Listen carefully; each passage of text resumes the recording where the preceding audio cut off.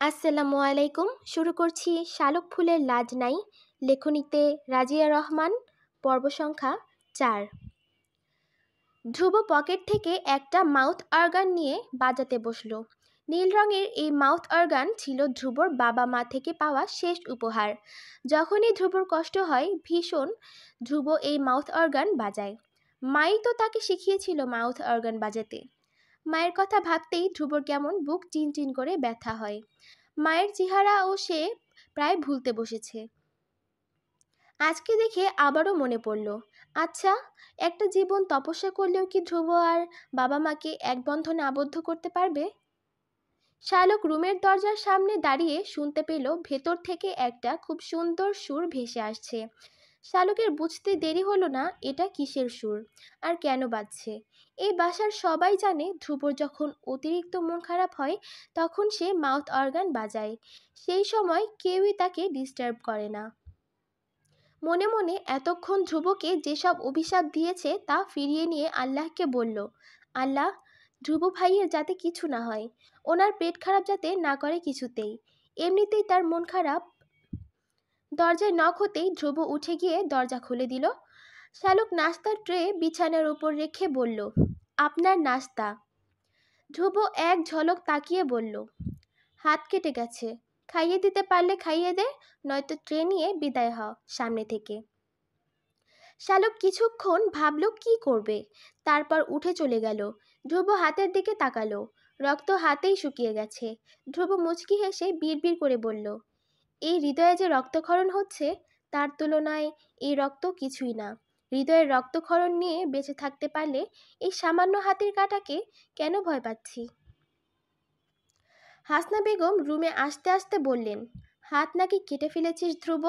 শালক গিয়ে না বলল তো তা জানতে শালক গিয়ে না বললে তো জানতামই না। কি কাণ্ড বলতো দেখি। ধ্রুব হাসল। এই একটা মানুষ শুধু তাকে নিঃস্বার্থভাবে ভালোবেসেছে ছোটবেলা থেকে। সবার থেকে ধ্রুব অবহেলা পেয়েছে, এই মানুষটার থেকে পেয়েছে অকৃত্রিম ভালোবাসা। হাসনা পরোটা ছিঁড়ে নিয়ে মাংস দিয়ে ধ্রুবর মুখে পুরে দিয়ে বললেন, ধ্রুব, এভাবে আর কতদিন বাবা? বাড়ির ছেলে বাড়িতে ফিরে আয় না। কি যে হলো তোর হুট করে? খোকাও আমেরিকা চলে গেল, তুইও তার এক সপ্তাহ পর চলে গেলি। বাড়িটা কেমন খা খা করে বাবা। জহিরও আসে চট্টগ্রাম থেকে। তোর ফুফু ছেলের জন্য কি যে হাপিত্তেশ করে মরে, অথচ ছেলেটা আসতেই চায় না। আমরা কি ওর বর কেউ? এ বাড়িতে কি ওর মায়ের ভাগ নেই? তবে কেন ছেলেটা এত লজ্জা পায় বলতো? ধ্রুব খেতে খেতে বলল, আমি গত রাতে কল দিয়েছিলাম। আমাকে তো বলল আজকে বিকেলের ট্রেনে ভাইয়াও আসবে, তবে কাউকে বলতে নিষেধ করেছে। মনে হয় ফুপুকে সারপ্রাইজ দিতে চাচ্ছে। তুমি কিছু বলো না কাউকে। হাসনা উৎফুল্ল হলেন শুনে। দু চোখ আনন্দে চকচক করে উঠল। ধ্রুবকে সবটা খাইয়ে বের হয়ে গেলেন হাসনা। শ্যালকের বড় চাচি আদিবা পাকা কলা, ডিম, অ্যালোভেরা জেল মিশিয়ে কি একটা হেয়ার প্যাক বানিয়ে শালুককে ডাকছে। শালক একটা হিজাব নিয়ে হিজাব পিন দিয়ে ভালো করে হিজাব বেঁধে নিচে নামলো। আদিবা চেয়ারে বসলেন, সামনে একটা মোড়া রাখা। শালকের অন্তরাত্মা কেঁপে উঠল। এক দৌড়ে নিজের রুমে যেতে নিতেই ধ্রুবর সাথে ধাক্কা লাগলো। বিরক্ত হয়ে ধ্রুব বলল, ষাঁড়ের মতো ছুটছিস কেন? নিচ থেকে আদিবা বেগমের ডাক শোনা গেল আবারও। ধ্রুব জিজ্ঞেস করল, বড় চাচি ডাকছে যে কানে যায় না? ওদিকে না গিয়ে রুমের দিকে যাচ্ছিস কেন? শালক চুপ করে রইল। কোনো মতে এখন ঝগড়া করা যাবে না।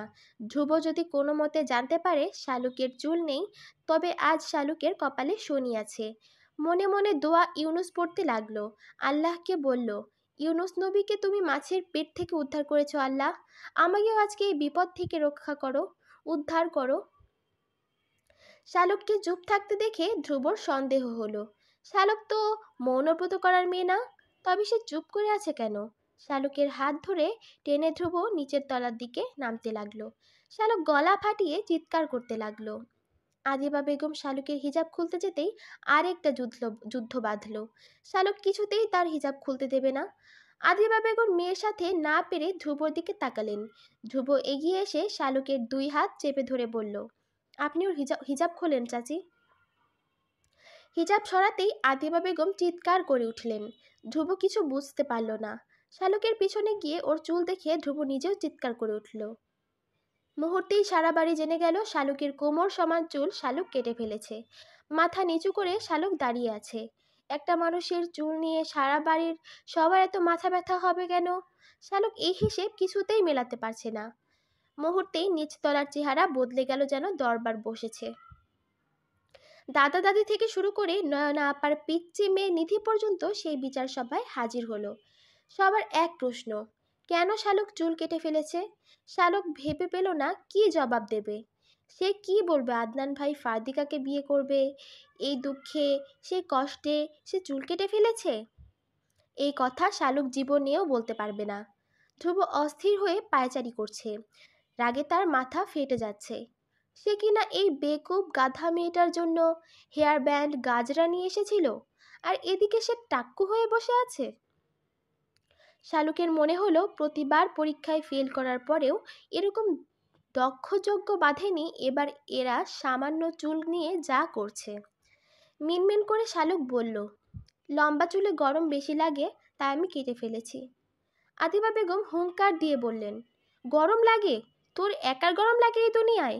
আর কারো গরম নেই? তোর এত গরম লাগলে আমাকে বলতেই, আমি তোর চাচাকে বলে তোর ঘরে এসি লাগিয়ে দিতাম। তুই কোন সাহসে চুলে হাত লাগালি? শালুকের মেজো চাচি দূরে দাঁড়িয়ে প্যাচ প্যাচ করে কাঁদতে কাঁদতে বললেন, কত যত্ন করে তোর চুল এত বড় করছি আমরা। রাত জেগে ইউটিউবে গতকাল রাতেও একটা হেয়ার স্টাইল শিখেছি, অথচ তুই কি না সব আশায় পানি ঢেলে দিলি? আদনান হাসতে হাসতে বলল, লজ্জায় কেটে ফেলেছে মা, গিয়ে দেখো কোনো পরীক্ষায়ও আন্ডা পেয়েছে, তাই এই কাজ করেছে। ধ্রুব রেগে গেল আদনানের এই কথা শুনে। হাত মুষ্টি করে নিজেকে সামলালো। আশা বলল, শর্ট হেয়ারেও শালুককে কিউট লাগছে আন্টি, ওর জন্য শর্ট হেয়ারই বেস্ট। আদনানের বোন আফিফা ধমকে উঠল আশাকে। চোখ রাঙিয়ে বলল, তুমি চুপ করো আশা, তুমি এসব বুঝবে না। আমাদের শালুকের চুল আমাদের পরিবারের সবার কাছে একটা ভালোবাসা, তুমিও সব বুঝবে না। হাজার জিজ্ঞাসাবাদের পরেও শালুকের মুখ থেকে কেউ কথা বের করতে পারল না। যখন তখন শালুকের দাদা ধ্রুবকে বললেন, তোর উপর দায়িত্ব রইল এই রহস্য উদ্ঘাটনের। আদনান হেসেই যাচ্ছে বারবার শালুকের চুলের এই অবস্থা দেখে। শালুককে এই মুহূর্তে ভীষণ রোগা লাগছে। প্রেমে ছ্যাঁকা খেয়ে শালুক যেই কষ্ট পেয়েছে, এখন বুঝতে পারছে তার চাইতে হাজার গুণ বেশি কষ্ট তার জন্য অপেক্ষা করছে। কিছুক্ষণ ভেবে শালুক সিদ্ধান্ত নিল ধ্রুব ভাইকে সে সত্যি কথা বলে দেবে। তা না হলে ধ্রুব যে সহজে শালুককে নিস্তার দেবে না, তা শালুকের চাইতে ভালো আর কে জানে। সন্ধ্যা হতেই শালুক আজ বই নিয়ে বসে গেল। আজ পড়া নিয়ে কোনো অবহেলা চলবে না, কেননা আজকে শালুকের সামান্য একটু দোষ পেলেই সবাই হুমড়ি খেয়ে পড়বে শালুকের ওপর। এক মগ ধুমায়িত কফি নিয়ে ধ্রুব এলো শালুকের রুমে। শালুককে পড়তে দেখে ধ্রুব মনে মনে হাসল। বিছানার উপর দুই পা ভাঁজ করে বসে বলল, নে এবার ঝেড়ে কাশ তো শালুক, কোনো হাঙ্কি পাঙ্কি আমার সাথে করবি না। শালুক মাথা নিচু করে বলল, আম সরি ধ্রুব ভাই, আমার আসলে মাথা ঠিক ছিল না, প্রচণ্ড রাগে আমি এরকম করে ফেলেছি হুট করে। ধ্রুব ভ্রু নাচিয়ে জিজ্ঞেস করল, রাগের কারণ কি? শালুকের দুই চোখ জলে টইটুম্বুর হয়ে গেল মুহূর্তেই। একটু হাওয়া দিলেই কচু পাতার জলের মতো টুপ করে পড়ে যাবে। যন্ত্রণারা মাথা চাড়া দিয়ে উঠল আরও একবার। নেই নেই, আদনান ভাই আর শালুকের নেই। চিৎকার করে শালুকের এই কথা বলতে ইচ্ছা করল, তবুও আস্তে করে বলল, আদনান ভাই আমাকে এভাবে ঠকালো কেন? আমি কি দোষ করেছি? উনি তো আমাকে ভালোবাসতেন, তবে কেন এখন এরূপ পাল্টালেন বলেন? আমি তো এক বুক আশা নিয়ে আদনান ভাইয়ের দেশে ফেরার অপেক্ষায় ছিলাম, অথচ উনি ফিরে এলেন সাথে হবু বউ নিয়ে। আমার তখন মাথা ঠিক ছিল না। নিজেকে মনে হয়েছে পৃথিবীর সবচেয়ে অসহায়। কাউকে কিছু বলতে পারিনি আমি, তাই রাগের মাথায় এরকম করে ফেলেছি। ধ্রুব যেন হতভম্ব হয়ে গেল শালুকের এসব কথা শুনে। মাথার ভেতর আবারও মাথাচাড়া দিয়ে উঠছে তার রাগ। নিজেকে সংযত করে অবাক দৃষ্টিতে শালুকের দিকে তাকিয়ে বলল, আদনান ভাই তোকে কখনো ভালোবাসি বলেছে শালুক। শালুক চমকে গেল এই প্রশ্ন শুনে। আদনান ভাই তো তাকে কখনো এরকম কিছু বলেনি। মাথা নেড়ে বলল, না বলেনি। ধ্রুব জিজ্ঞেস করলো, তোকে কখনো বলেছেন উনি যে তোকে ছাড়া বাঁচবে না, তোকে না পেলে মরে যাবে? সিনেমায় দেখিস না নায়কেরা যেরকম বলে নায়িকাদের? শালুক কিছুক্ষণ ভাবলো। আদনান ভাই তাকে বউ বলে ডাকতো ঠিকই, তবে এরকম কথা তো কখনো বলেননি। আবারও মাথা নেড়ে শালুক বলল, না বলেননি, কখনো না। ধ্রুব যেন হাফ ছেড়ে বাঁচল। তারপর বলল, তাহলে তুই কোন দিক থেকে ভেবে নিলি উনি তোকে ভালোবাসেন? শালুক উত্তর দিতে পারল না সহসা। কিছুক্ষণ চুপ করে থেকে বললেন, তাহলে কেন উনি আমাকে বউ বলতেন? কেন বলতেন তার ভবিষ্যৎ বাচ্চার আম্মু? দেশে আসার আগেও তো যখন আমার সাথে কথা হয়েছিল আমাকে বলেছিলেন যে আমার জন্য একটা সারপ্রাইজ আছে। এসব কি পজিটিভ সাইন নয়? ভালো যদি না বাসেন তবে কেন এসব বলতেন?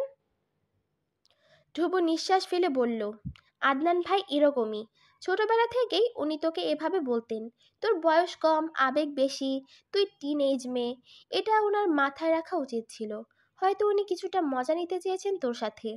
কিছু মানুষ থাকে যারা মেয়েদের সাথে এসব মজা নিয়ে আনন্দ পায়। ব্যাপারটা যেভাবেই হোক, উনি তোর সাথে এভাবে কথা বলায় তুই ব্যাপারটা অনেক দূর পর্যন্ত ভেবে ফেলেছিস। এখানে আসলে দোষ তোর নয় শালুক, তোর এজটাই এরকম। কেউ একটু ইমোশনাল কথা বললে এই বয়সী মেয়েরা তখন নানা রকম স্বপ্ন দেখতে থাকে। এজন্য বিপরীত মানুষটার উচিত এই ব্যাপারে সতর্ক হওয়া। তার একটু ভুল এরকম অনেক মেয়ে অনেক বড় ভুল করে ফেলে। তুই আসলে যেটাকে ভালোবাসা ভেবে কষ্ট পাচ্ছিস সেটা কোনো ভালোবাসা নয়, এটাও একটা আবেগ তোর। তোর ব্যাপারটা আসলে হচ্ছে তোর অবচেতন মন আদনান ভাইকে পছন্দ করে। সে ভালো লাগাকে তুই ভালোবাসা ভেবে বসে আছিস। প্রিয় নায়কের প্রেমের কথা, বিয়ের কথা শুনলে মানুষ যেমন কিছু সময়ের জন্য কষ্ট পায়, তুইও তাই পাচ্ছিস শুধু। আদনান ভাই তার শুধুমাত্র পছন্দের একজন মানুষের, বেশি কিছু না। আদনান ভাইকে যদি তুই সত্যি ভালোবাসতি তবে তোর সামনে এভাবে ঠিক থাকতে পারতি না। হার্দিকাকে দেখেও এভাবে চুপ থাকতে পারতি না। ভালোবাসা হলে প্রিয় মানুষের পাশে অন্য কাউকে সহ্য করা যায় না শালুক। এই যে আজ দুদিন হয়ে গেল, তুই কি একবারও আদনান ভাইকে দেখে তার বুকে ঝাঁপিয়ে পড়ে বলতে পেরেছিস তুই তাকে ভীষণ ভালোবাসিস? পারিসনি তো। আমি তোকে বকবো না আজ, কাউকে কিছু বলবো না। আমি তোকে আজ তোকে পড়তে হবে না। তুই নিজেই ঠান্ডা মাথায় বসে ভেবে দেখ, এটা তোর সত্যিকারের ভালোবাসা নাকি একতরফা ভালো লাগা? আর সারপ্রাইজের কথা বলেছিস, এই যে আমাদের জন্য ভাবি নিয়ে এসেছে, এটাই তো সারপ্রাইজ। ধ্রুব উঠে চলে গেল শালুকের রুম থেকে। তারপর থেকে শালুক ভাবতে লাগলো। ভেবে দেখলো আসলেই তো ধ্রুব ভাই ঠিক বলেছে। সে তো এভাবে ভেবে দেখেনি। নিজের ভাবনা ভাবতে গিয়ে শালুকের মোটা মাথায় অন্য একটা ভাবনা এলো।